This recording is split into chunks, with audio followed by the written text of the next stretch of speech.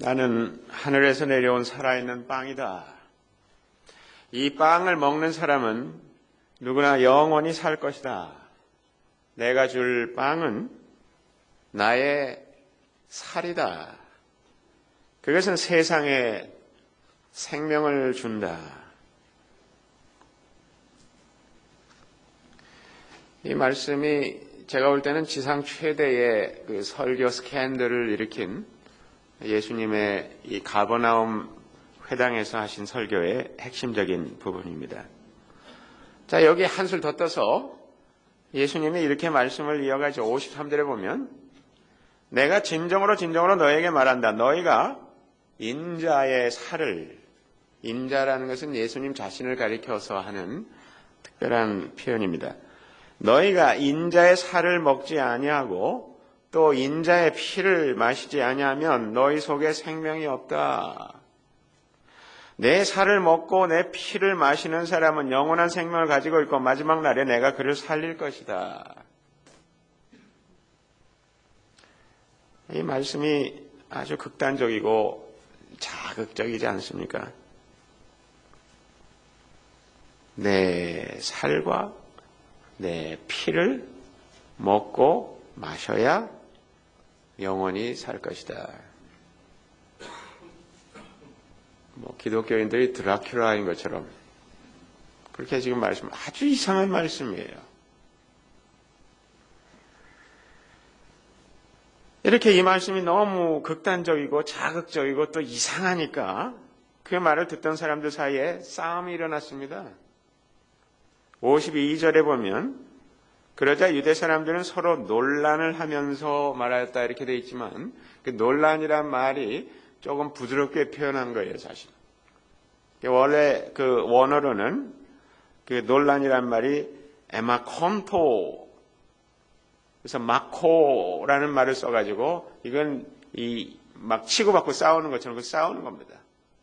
그러니까 너무 자극적이고 너무 어떻게 보면 말도 안 되는 너무 이상한 막 기계에 망측한 이러한 얘기를 하게 되니까 사람들 사이에 이 사람이 어떻게 우리에게 자기 살을 먹으라고 줄 수 있겠느냐 이러한 얘기가 나오면서 수근수근 난리가 났습니다.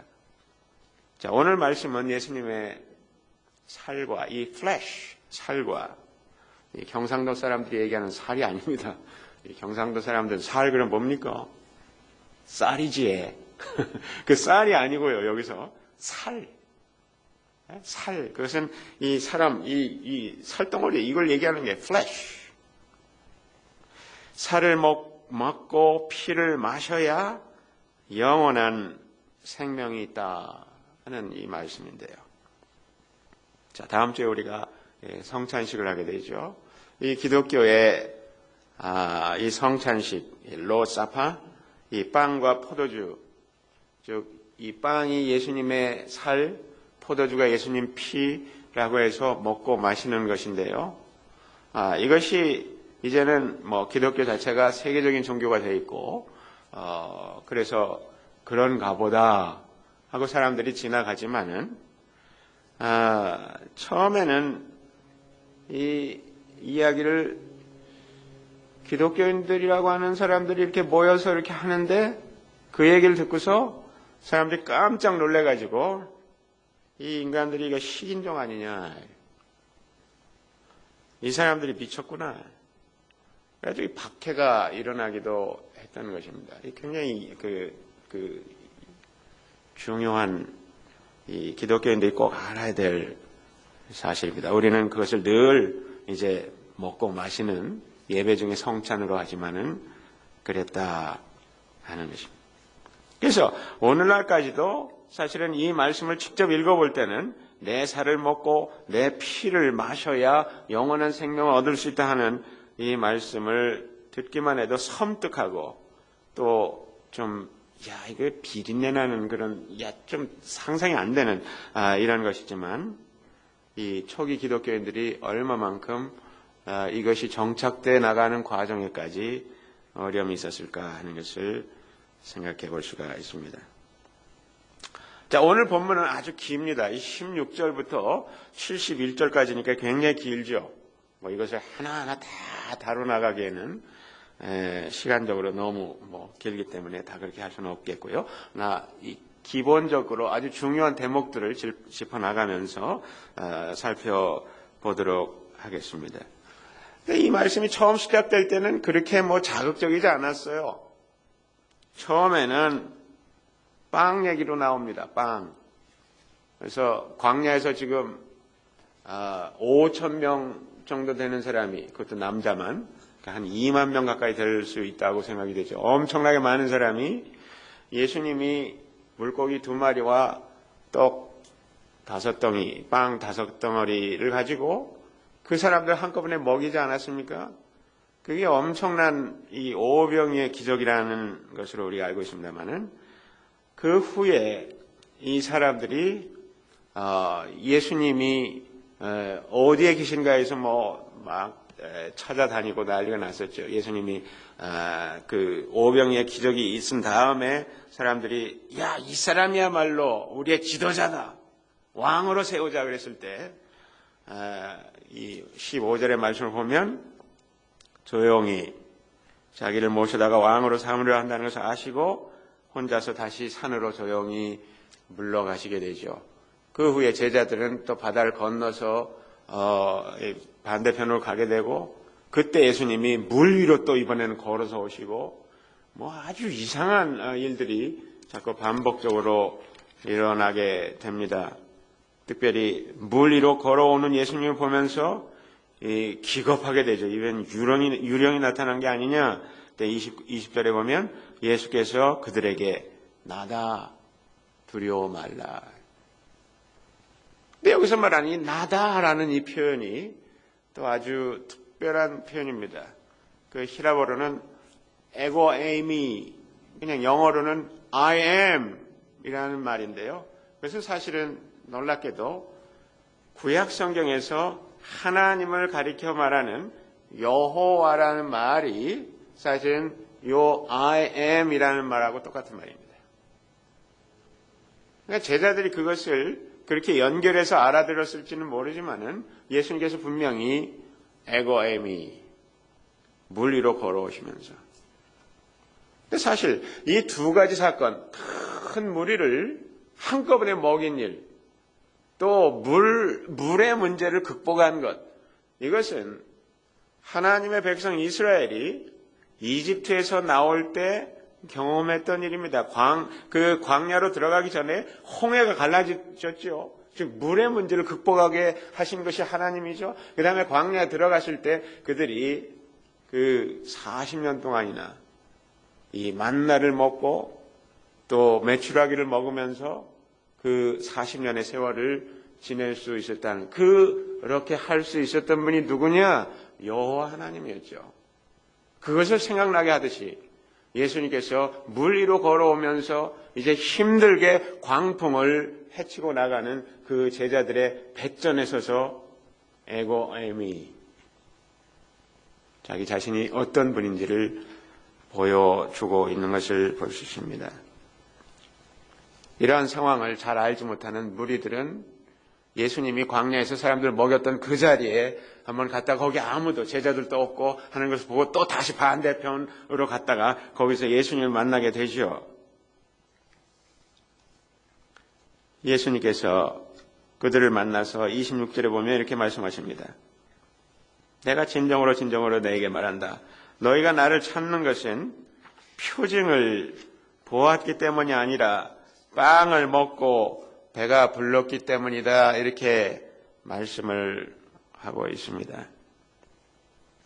이것은 어떻게 보면 이 사람들을 책망하는 것처럼, 신란하는 것처럼 이렇게 들릴 수 있습니다. 그러나 어떻게 보면 이것은 예수님의 이들의 그 어떤 굶주림에서 그것이 채워졌으니까 이 허기진 것이 채워진 것에 반응으로 나를 찾아 나섰는지 모르지만 하면서 예수님이 힐난하는 것이 아니라 그들이 가지고 있는 이 욕망이 어떻게 해서 충족되는가 하는 것을 말씀하시면서 27절의 말씀을 보면 거기서 더 한 걸음 나가 그 욕망의 충족이라는 주제를 가지고 그 욕망하는 바에 있어서 또 그 추구하는 바에 있어서 너희는 바른 선택을 하라. 이런 말씀으로 이어나가고 있습니다. 너희는 썩어 없어질 양식을 얻으려 일하지 말고 영생에 이르도록 남아있을 양식을 얻으려고 일하라. 이 양식은 인자가 너에게 줄 것이다. 아버지 하나님께서 인자를 인정하셨기 때문이다. 그래서 여기서 빵에서 음식으로 갔고요. 음식이 더 큰 개념이죠. 그 다음에 음식에서 일로 넘어가서 말씀하고 있습니다. 즉, 이 일까지 얘기하는 것은 사실 삶 전체를 얘기하는 것이죠. 즉, 예수님은 너의 삶에 추구하는 바가 무엇이냐? 썩어 없어질 그 양식을 위해서 너희가 살아가고 있느냐? 아침부터 저녁까지 힘들게. 그렇게 하지 말아라. 오히려 영원토록 남아있는 그 양식, 영원한 생명 양식을 추구하라. 이렇게 말씀을 하시죠. 근데 바로 그 양식이 인자가, 즉 예수인 내가 줄 수 있는 것이라고 말씀합니다. 그때 이 사람들이 묻습니다.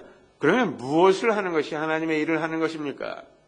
정당한 질문이죠. 여기에서 예수님이 이제 좀 더 구체적으로 일이 무엇인지를 말씀하는데요. 28절에 우리가 무엇을 하여야 하나님의 일을 하는 것이 됩니까? 예수님이 하나님께서 보내신 일을 믿는 것이 하나님의 일이다. 이게 좀 혼동되는 얘기입니다. 아니, 일을 물어봤는데 무슨 일을 할까요? 믿어라. 좀 김새는 그 분위기입니다. 그렇죠? 무엇을 할까요? 그 대들어가지고 뭔가 좀 하려고 하는데 아서라. 그게 아니고 아버지께서 보내신 자를 믿는 것이 일이다. 이렇게 말씀하십니다. 이것은 나중에 보면 베드로와 이 유다에 대한 것을 우리가 생각해 보게 되는데 우리가 근본적으로 실패하는 것이 어떤 부분인지를 생각하게 만드는 아주 핵심적인 말씀 중에 하나입니다. 오늘날 기독교인들이 여전히 씨름하고 있는 문제가 뭐냐면 뭔가 내가 추구해 나가는 것을 신앙으로 생각한다는 거죠. 끊임없이 내가 pursuing해 나가는 것을 신앙으로 생각합니다. 내가 무엇을 이루어야 될 거라고 이 achievement에 대해서 생각합니다. 하나, 성경에서는 아주 단순하게 하나님을 의지하라. 네가 하려고 하지 마라. 믿어라. 이렇게 말씀합니다. 여기에 대해서 나중에 좀 더 자세히 생각해 봅시다. 그 다음에 그러면 믿음에 대해서 좋다 이거예요. 이 무리가 또 얘기합니다. 그러면 무슨 표징을 행하셔서 무슨 그 사인을 보여서 무슨 특별한 일을 행하셔서 우리로 당신을 믿게 하시겠습니까? 거기에 대해서 예수님이 답변하시기를 내가 진정으로 너에게 말한다. 하늘에서 너에게 빵을 내려다 주신 이는 모세가 아니다. 하늘에서 참 빵을 너에게 보내주시는 분은 내려주신 분은 내 아버지다. 이렇게 말씀하시면서 이 빵의 문제로 다시 한번 돌아옵니다. 그러면서 33절에 보면 하나님의 빵은 하늘에서 내려와 세상에 생명을 주는 것이다. 여기서 내려온다는 이 카타바이노라는 동사를 쓰고 있는데 이 내려온다는 말은 빵이 내려온다는 것보다는 하나님의 아들이 내려온다는 것으로 생각하게 되죠. 그래서 결국은 이 빵과 하나님의 아들이 하나라는 것을 자꾸 생각하게 해요. 이 카타바이노라는 이 동사를 써서 내려온다. 하늘에서 빵이 예수님이.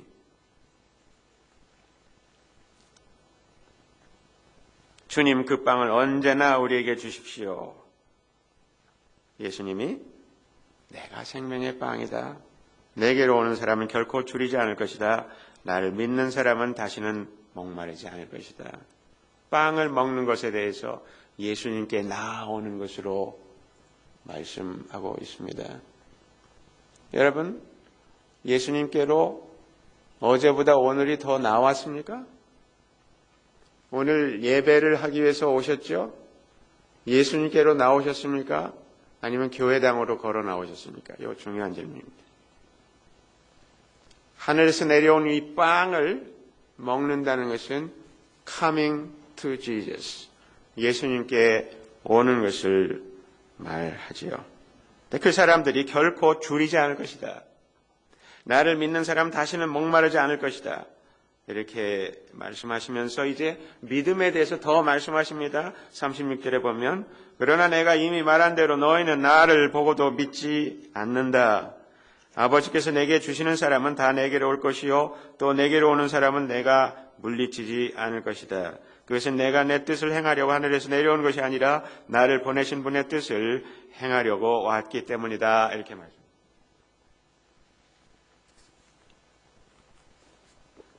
이 믿음에 대해서 말씀하시는 부분에서 아주 중요한 부분을 잘 확인할 수 있기를 바랍니다. 여러분들 가운데는 내가 믿음을 갖기를 원하는데 잘 안 된다. 거기에 대해서 예수님이 아주 중요한 답변을 하십니다. 무슨 얘기냐면 아버지께서 내게 주시는 사람은 다 내게로 올 것이다.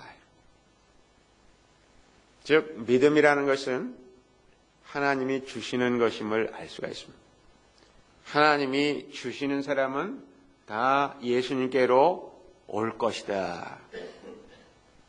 이렇게 말씀했습니다. 그러니까 어떻게 보면 난 믿음이 안 생겨요. 이렇게 고민하시는 분들은 한번 생각해 보기를 하나님이 주셔야 되는 거구나. 내가 너무 몸부림치려고 하지 마시라. 하나님이 주셔야 되는 거구나. 어떤 사람 저렇게 잘 믿는데 하나님이 주신 거예요. 그게. 지금 잘 믿는 사람들도 생각해 보기를 나는 참 믿음이 있는 사람이야. 원래 그런 것처럼 생각하지 말라 이거죠. 하나님이 주신 것이다. 아버지께서 내게 주시는 사람은 다 내게로 올 것이요 말씀하시지 않았습니까? 근데 다음 대목을 또 보셔야 됩니다. 뭡니까? 또 내게로 오는 사람은 내가 물리치지 않을 것이다. 이 두 번째에서는 인간의 의지적인 선택을 말하고 있습니다. 그냥 믿음에 대해서 하나님이 주시는 것이다 생각해서 팔짱만 끼고 있지 말고 지금 나는 왜 믿음이 없을까? 이런 분들은 다른 거 복잡하게 생각하지 마세요. 갑자기 그 뜨거운 것이 하늘에서 떨어져가지고 그거 생각하지 마시고 이 말씀 바로 듣고 내게로 오는 사람은 그랬죠. 예수님께로 가십시오. 지금 예수님께로 지금 나오십시오. 그게 믿음입니다. 예수님을 멀리하지 마시고 등 돌리고 떠나지 마시고 예수님께로 나아오십시오. 그게 믿음이에요. 굉장히 중요한 말씀이죠. 계속 이어서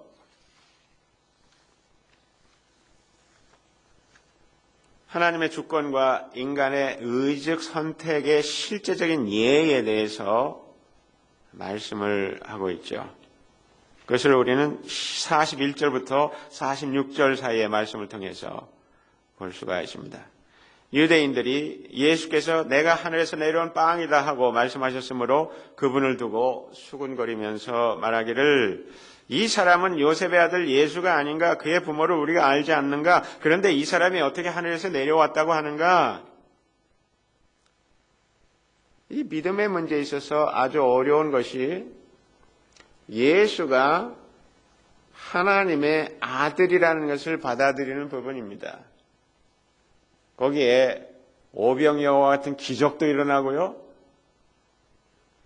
파도가 거세가지고 어떻게 갈지 모르는 이 뱃머리에 물 위에 서서 걸어오시는 그런 기적도 일으키시고요.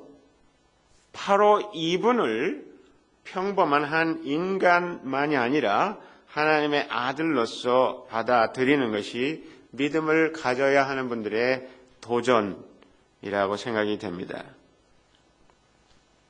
그 당시 사람들도 마찬가지였죠. 이 사람은 요셉의 아들 예수가 아닌가? 그의 부모를 우리가 알지 않느냐? 근데 어떻게 이 사람이 감히 자기가 하늘에서 내려왔다고 주장하느냐?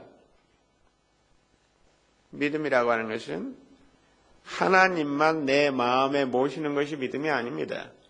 믿음이라고 하는 것은 예수 그리스도 역사상에 있었던 이런 식으로 말씀하셨던 이분을 내가 받아들이는 그것이 믿음이라는 것입니다. 이것이 어려운 분들은 여전히 씨름을 해야 되는 겁니다. 그렇죠? 또 이분들을 위해서 우리가 열심히 기도해야 됩니다. 성령께서 그분들의 마음을 만지셔서 그분들이 그러한 말하자면 받아들이기 어려운 것처럼 보이는 사람이지만 그분을 하나님이라고 해야 되는 이 엄청난 점프를 어떻게 하게 할 수 있느냐, 이것을 위해서 그들을 위해서 기도할 필요가 있습니다. 예수님께서 다시 반복합니다. 나를 보내신 아버지께서 이끌어주지 아니하시면 아무도 내게로 올 수 없다. 나는 그 사람들을 마지막 날에 살릴 것이다. 계속 이어서 믿음과 관련해서 영생의 문제를 또 말씀하십니다. 그러면서 내가 생명의 빵이며 내가 줄 빵은 다시 내 살이다. 이렇게 말씀하십니다. 내가 진정으로 너에게 말한다. 믿는 사람은 영생을 가지고 있다. 나는 생명의 빵이다. 너의 조상은 광야에서 만나를 먹었어도 죽었다. 그러나 하늘에서 내려온 빵은 이러하니 누구든지 그것을 먹으면 죽지 않는다. 하늘에서 내려온 살아있는 빵이다. 내가. 이 빵을 먹는 사람은 누구나 영원히 살 것이다. 내가 줄 빵은 다시요 나의 살이다. 이 정도 되니까 그 사람들 사이에 이미 말씀드린 것처럼 큰 술렁임이 일어나면서 막 싸움이 일어나게 됐습니다. 이 사람이 어떻게 우리에게 자기 살을 먹으라고 줄 수 있느냐. 이 정도까지 해서 이 흐름을, 이야기 줄거리 흐름을 생각해 보고요. 중요한 것은 이러한 일이 있었던 때가 언제냐는 거죠.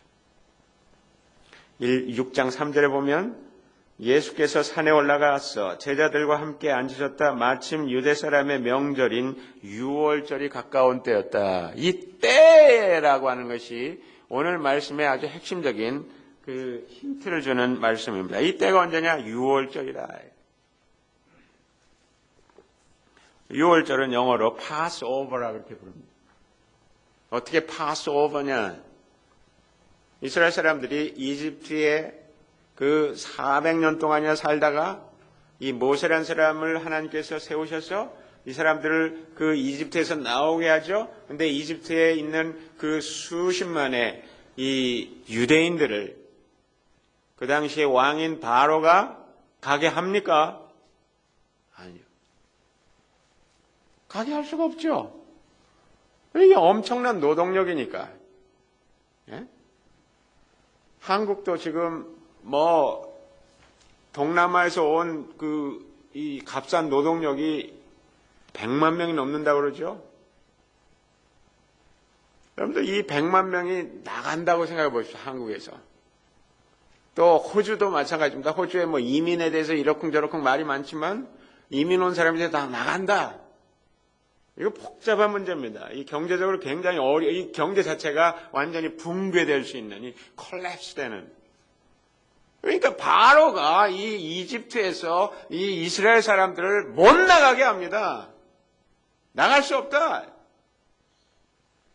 그래서 이 출애굽기 말씀을 보면 거기에 막 그 큰 갈등이 일어나죠. 나간다, 못 나간다, 나간다, 못 나간다. 그래서 하나님께서 그러면 나가게 하는 방법을 쓰시는데 엄청난 재앙을 주십니다. 그 재앙의 마지막이 뭐냐면 모든 집에 첫 아들 또 짐승의 첫 새끼가 한꺼번에 죽는 어마어마한 재앙이 일어나게 되죠. 그 재앙에 대해서 대비할 수 있는 방법으로 하나님께서 이스라엘 사람들에게 미리 말씀하셨습니다. 어떻게 하라고요? 너희는 양을 잡아라. 양을 잡아서 그 피를 내가지고 문설주에다 이렇게 발라라. 그러면 그 문설주에 피가 발라져 있는 집에는 죽음의 사자가 그냥 넘어간다. 그래서 파스오버 해가지고 6월절이 된 거 아닙니까? 근데 6월절에 아주 핵심적인 부분 뭐냐면 피를 흘리는 것이고 그 피를 흘려서 그 죽은 양을 말하자면 먹는 그게 6월절입니다. 근데 이 예수님께서 이런 말씀을 하시는 그 때가 언제냐면 6월절 기간이었다는 것이죠. 그렇기 때문에 이미 성찬식에 익숙하신 분들 다 그 의미하는 바를 이해하셨겠지만은 이 요한복음이 처음 쓰여져서 이 요한복음을 읽던 이미 기독교인이 되어 있는 그 사람들도 이 의미를 정확하게 알고 있었던 것이죠. 살을 먹어야 된다는 것이. 지금 예수님은 자기 자신을 6월절 양으로 말씀하고 있는 것입니다. 내 피를 흘려서. 근데 그것을 먹으라고 하시니까 이게 좀 특별하죠. 그 다음에 그 살을, 그 6월절 양을 먹듯이 그 내 살을 먹어라. 이것은 상당히 끔찍한 말이지만 대단한 이 힘이 있는 메타포, 이 은유가 아닐 수가 없습니다. 그러면서 예수님께서 계속 강조해서 말씀하시기를 영생을 얻으려면 내 살과 피를 먹고 마셔야 한다. 54절에 내 살을 먹고 내 피를 마시는 사람은 영원한 생명을 가지고 있고 마지막 날에 내가 그를 살릴 것이다. 이렇게 말씀하셨습니다. 그런데 여기서 내 살을 먹는다고 했는데 이 먹는다는 말이 그냥 먹는다는 말이 아닙니다. 이것도 원어로 보면 이 트로곤이라는 말을 써서 트로곤이라는 말은 뭐냐면 영어로 하면 만칭이란 말, 만칭. 우적우적 씹어 먹으라. 내 살을 뜯어 먹으라 이게. 내 와서 막 뜯어 먹으라 이거죠. 굉장히 자극적인 표현이 아닐 수가 없습니다.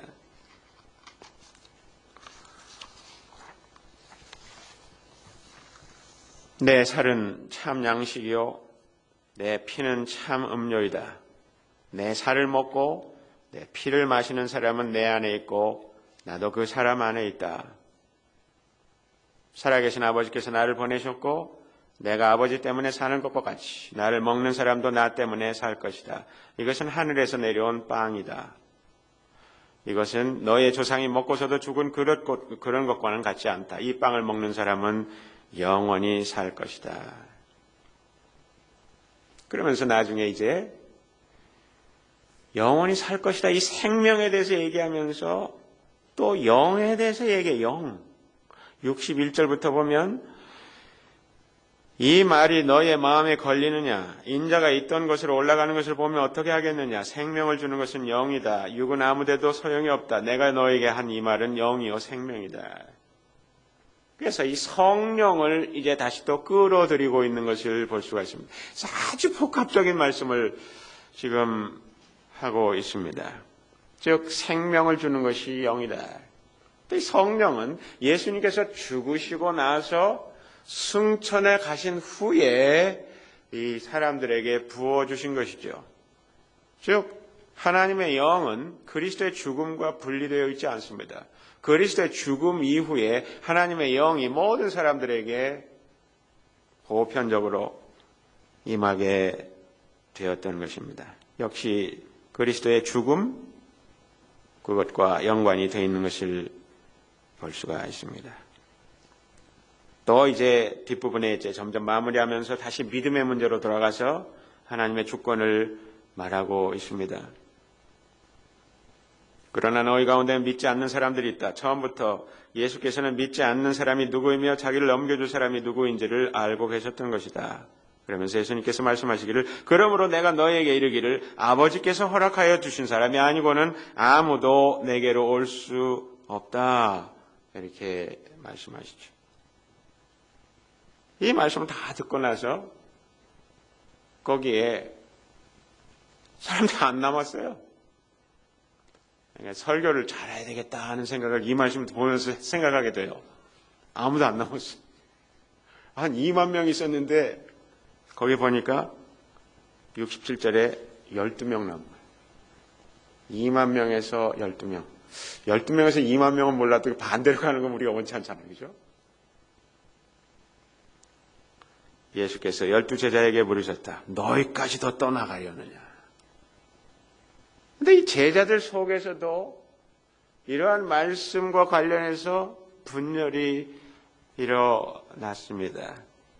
그것은 시몬 베드로 같은 사람이 있었고 또 반대로 유다 같은 사람이 있었다는 거죠. 12명이 남았는데 그 중에서도 유다 같은 사람은 이 말씀에 반응을 하지 않았다는 것입니다. 반면 베드로는 주님 우리가 누구에게로 가겠습니까? 선생님께는 영생의 말씀이 있습니다. 선생님이 하나님의 거룩하신 분임을 믿고 또 알았습니다. 이 말씀이 쉽지 않았지만 그 예수 그리스도께 계속 나아온 이 베드로는 이 예수 그리스도가 어떤 분인지를 제대로 알고 그분의 메시아임을 고백합니다. 선생님이 하나님의 거룩하신 분임을 믿고 알았습니다. 예수님이 거기에 덧붙여서 내가 12를 택하지 않았느냐 그러나 너희 가운데 하나는 악마이다 이렇게 말씀하십니다. 가룟 유다를 가리켜서 하신 말씀이죠. 이 사람은 나중에 예수님을 넘겨주는 배신을 하는 최종적인 비극으로 삶을 마쳤던 사람입니다. 오늘 말씀을 잘 들으신 분들은 베드로처럼 믿음으로 더 나아가게 될 것입니다. 그러나 반대로 하나님에게 속하지 아니하고 악마에게로 더 나아갈 수도 있다는 것을 알 필요가 있습니다. 굉장히 두려운 말씀입니다.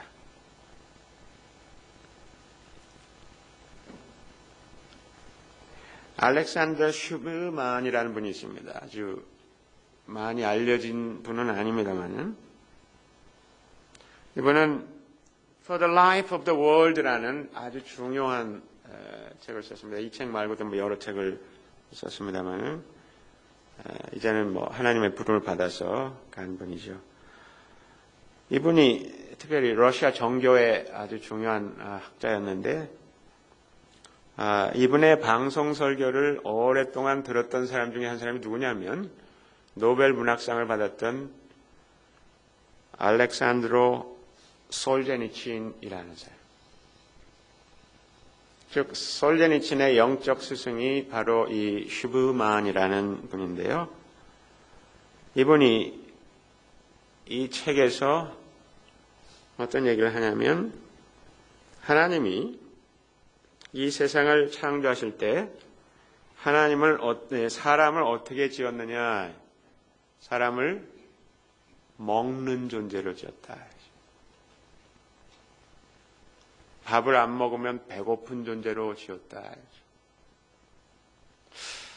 여러분들 여기에 대해서 아주 심각하게 생각 안 할 거예요. 그죠? 뭐 사람이 먹는 거 당연하지. 근데 하나님이 그렇게 만드셨다는 거예요.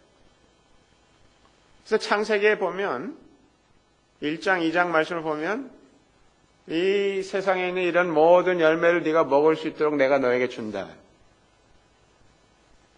그래서 생육하고 번성하여 땅에 충만하라 하는 말씀이 있지만 그것만큼 더 중요한 말씀 중에 하나가 뭐냐면 이걸 먹어라. 이게 먹어야 산다고 그렇게 말씀을 하십니다. 근데 중요한 것은 하나 먹지 말아라. 하나 먹지 말아라. 그게 뭡니까? 선과 악을 알게 하는 나무의 열매, 그거는 먹지 마라. 그 선과 악을 알게 하는 나무의 열매를 먹지 마라. 근데 그것을 이 사람이 먹고 말았죠. 금지한 것을 먹은 이 사람이 크게 타락한 것을 볼 수가 있습니다. 그 금지한 선과 악을 알게 하는 나무의 열매는 하나님이 복 주신 것 아닙니다. 하나님이 오히려 금지하신 것입니다.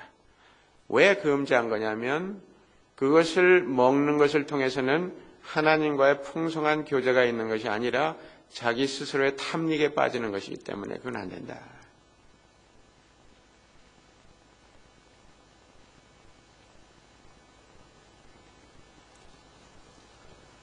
이 세상의 마지막에 대해서 성경이 또 얘기할 때 뭐라고 얘기합니까?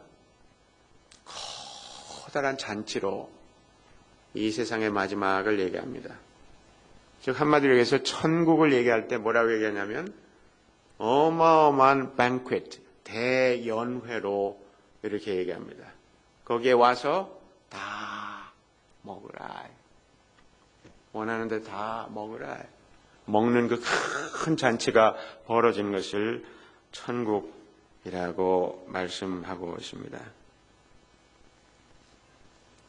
근데 우리가 그 천국의 그 엄청난 대연회에 들어가기 전에 우리가 해결해야 될 문제가 있습니다. 뭐냐면 우리 모두가 다 하나님께서 원치 아니하는, 즉 그것을 먹으면 정령 죽으리라 한 그 열매를 우리가 다 먹었거든. 그래서 우리가 지금 죽어가고 있습니다. 죽어가고 있으면서도 어떤 일이 일어나냐면 썩을 양식을 위해서 꾸준히 일하고 있습니다. 썩을 양식을 위해서.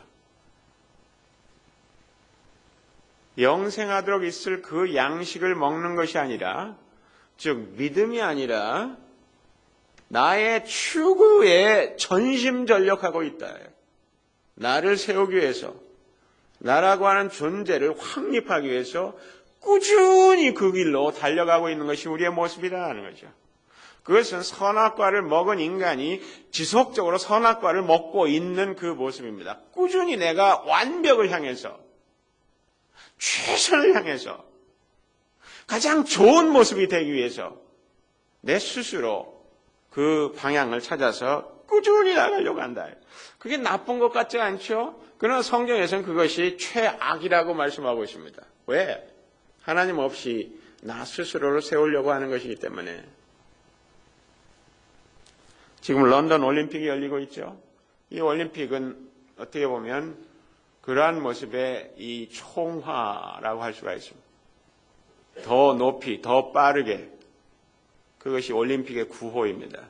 어떻게 보면 올림픽에서 볼 수 있는 그 모습들은 인간이 신이 돼 가려고 하는 스스로의 노력을 통해서 가장 빠르게 수영하고, 가장 빠르게 달리고, 가장 높이 던지고, 가장 훌륭한 팀을 조직해서 상대편을 이기고, 체력의 단련이라는 면에서는 좋은 것이라고 볼 수 있을지 모르지만 그것의 극한은 결국은 하나님을 좇는 것이 아니라 사실은 우리의 능력을 과시하고 우리의 힘으로 하나님과 같이 돼보고자 하는 그 모습이 아닐까 하는 생각을 하게 되는 것입니다. 이런 상황 속에서 예수님이 오늘 우리에게 주신 말씀은 다른 것이 아닙니다. 내 살과 피를 먹고 마셔라.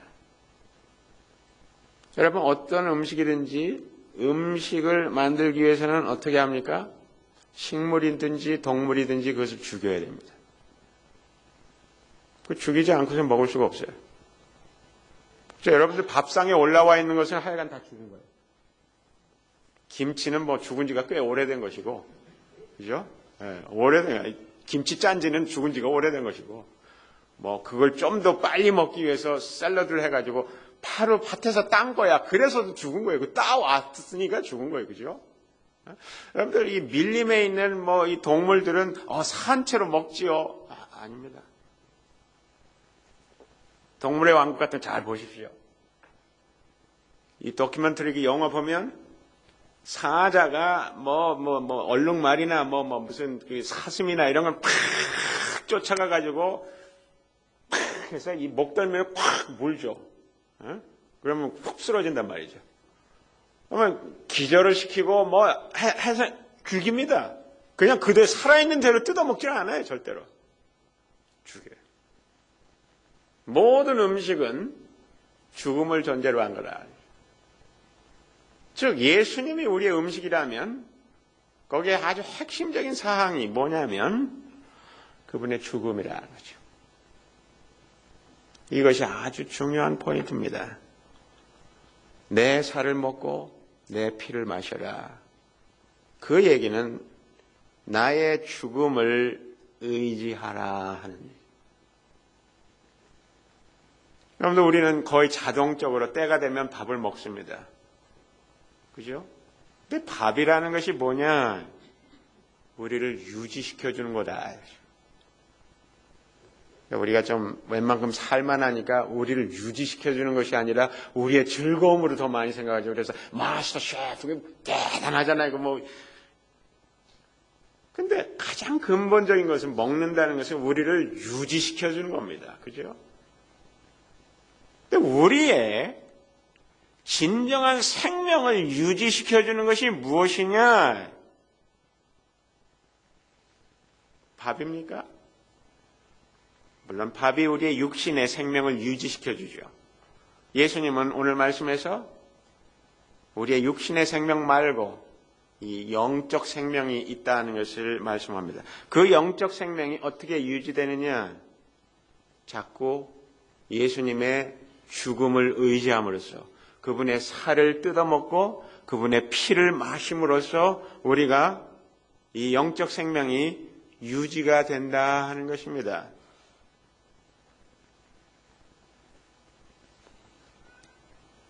예수님의 죽음을 지속적으로 의지해야 우리는 최종적으로 마지막 날에 예수님께서 우리를 일으켜 살리게 되신다는 것을 알 필요가 있습니다. 우리말 속담에 3일만 누구든지 굶으면 도둑놈 된다 하는 말이 있어요. 그게 무슨 말이냐? 밥 안 먹으면 살 수 없다는 얘기죠.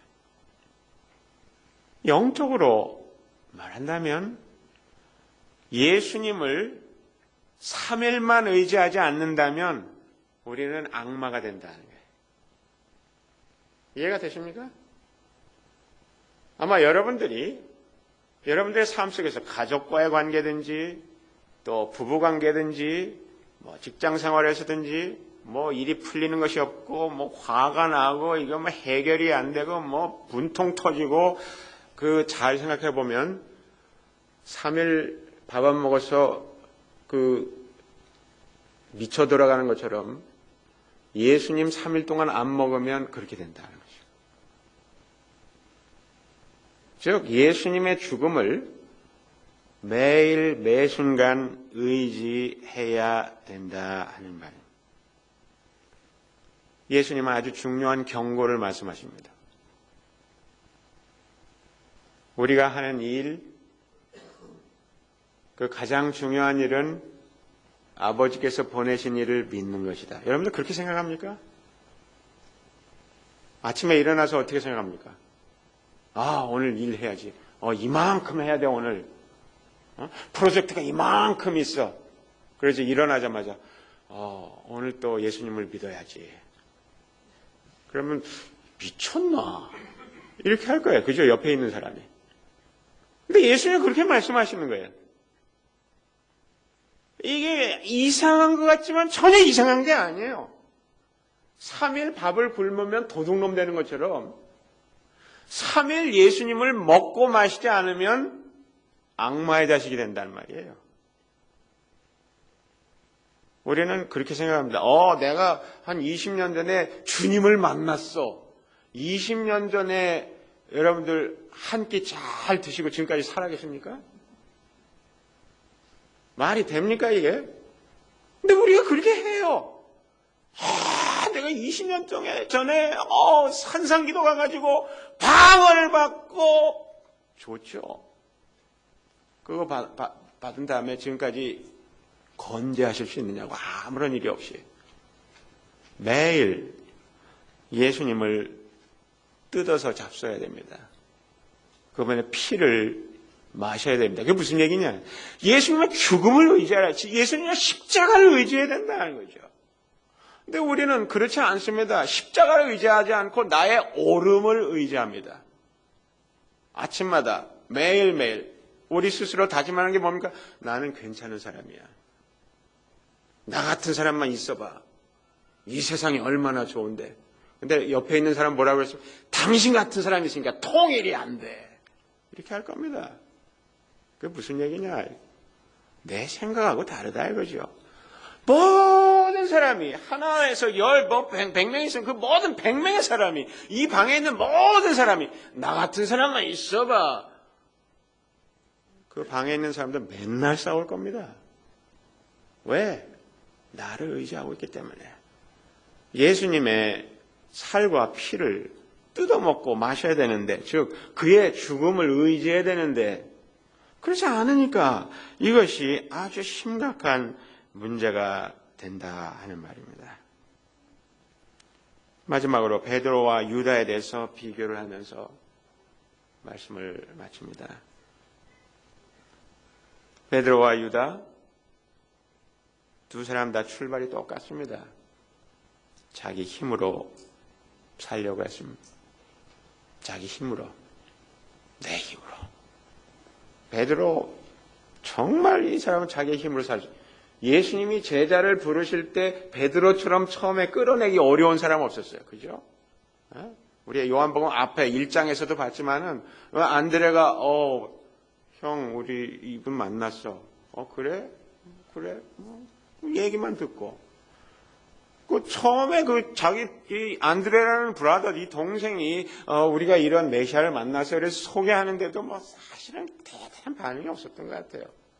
자기 일로 계속 돌아가요. 생업으로 계속 돌아가요. 그래서 이 누가복음 5장에 가서야 예수님이 그 배에 올라가 가지고 그 배에서 일하는 이 베드로를 만나서 그 하루 종일 밤새도록 일해도 아무것도 낚은 것이 없다고 하지 않습니까? 그때 예수님이 저 깊은 곳에 가서 그물을 던져라. 거기서 그물을 던지니까 이게 그물이 찢어질 정도가 돼가지고 다른 배에 있는 이 동료들을 불러가지고 같이 겨우겨우 그 고기를 끌어올릴 정도가 됐을 때 베드로가 무릎을 꿇습니다. 베드로요, 아주 어려운 사람입니다. 자기 힘으로 어떻게 해서든지 내 힘으로 자수성가의 전형적인 사람입니다. 유다 역시 마찬가지죠. 마리아라는 여자가 예수님의 발에다가 그 향유를 붓고 이러니까 뭐 하는 거냐 이게 지금. 그거 가지고 이 어려운 사람들 도와줘야지. 자기 의가 펄펄 넘치는 사람입니다. 똑같아요. 베드로나 유다는 똑같은 사람이에요. 베드로가 그러한 상황에서 예수님 말씀을 듣고 68절에 주님, 우리가 누구에게로 가겠습니까? 선생님께는 영생의 말씀이 있습니다. 우리는 그랬죠.